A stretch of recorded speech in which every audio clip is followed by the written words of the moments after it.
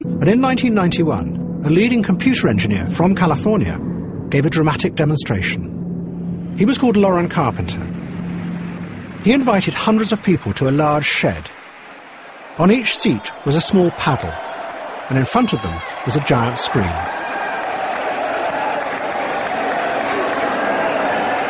We told them nothing for a while. We just left the things on the seats, and people would pick this up and look at it and say, "What's that?" And then somebody noticed that there's little red and green dots up there on the screen, and this is red and green, so maybe that has something to do with that. That would be that. Okay, there I am. And when that happened, the room erupted. Just totally spontaneous. We didn't say anything. Carpenter then began an experiment. He projected the early computer game Pong. Each half of the audience jointly controlled the bat on their side of the screen. If an individual held up red on their paddle, a computer sensor picked it up, and the bat on the screen went down. If they held up green, it went up. But they had to operate it together.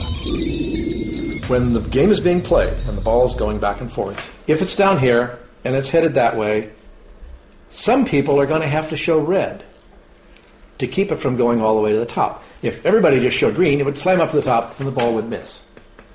So something happened in that group of people where some decided to show green and some decided to show red to cause it to stop in the right place. And we have no idea what did that.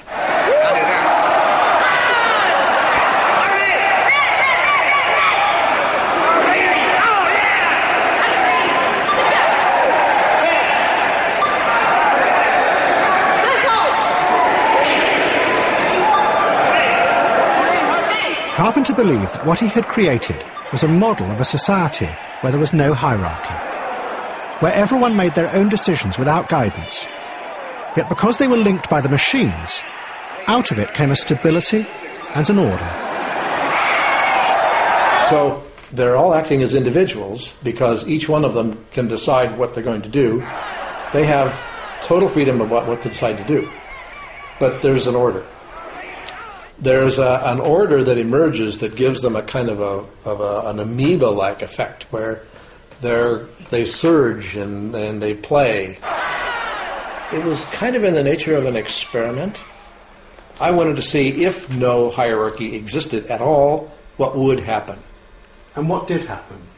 They formed a kind of a subconscious consensus.